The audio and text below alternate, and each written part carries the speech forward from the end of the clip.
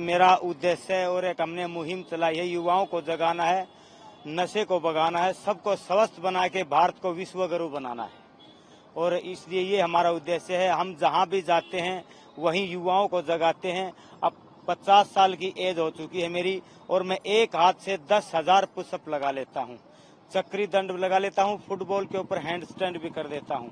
जब हम इस 50 साल की एज में इतनी मेहनत कर सकते हैं तो मेरा युवाओं को यही जगाने का उद्देश्य है। तो आप तो हमसे कहीं 4 गुना ज्यादा कर सकते हैं, क्योंकि आज का युवा बहुत भटका हुआ है।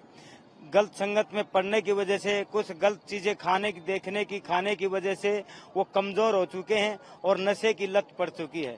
तो मैं सभी को यही कहता हूँ, माँ बाप की आज्ञा का पालन करिए, संतों का, बड़ों का आदर करिए, घर का देसी भोजन खाइए, तो आप भी मेरी तरह ऐसे मजबूत और स्वस्थ हो जाएंगे।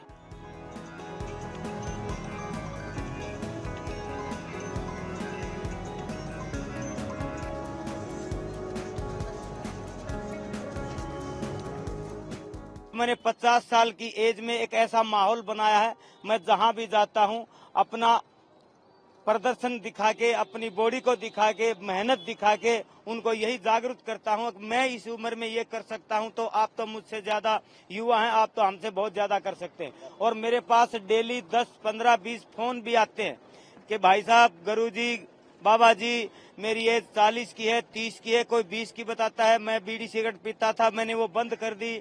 मैं हुक्का पीता था, मैंने वो बंद कर दिया। मैं दारू पीता था, मैं धीरे धीरे कम कर रहा हूँ।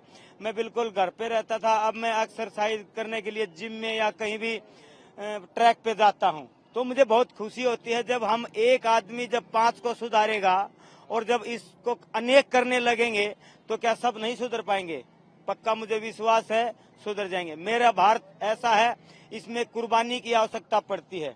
बहुत वर्षों पहले मेरे देशभक्तों ने कुर्बानी दी, भगत सिंह ने, सुभाष चंद्र बोस ने, आजाद ने।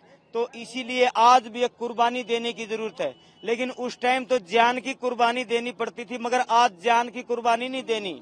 आज कुछ छोटे छोटे स्वाद, कुछ छोटे छोटे इंजॉय, बस उनकी कुर्बानी देनी है। तो मैं यही कहता हूँ, आप ज्यादा फास्ट फूड मत खाइए, तला हुआ भोजन मत खाइए, घर का भोजन खाइए। माँ बाप की आज्ञा का पालन करेंगे, बड़ों में बैठेंगे तो आप स्वस्थ भी रहेंगे और मस्त भी रहेंगे।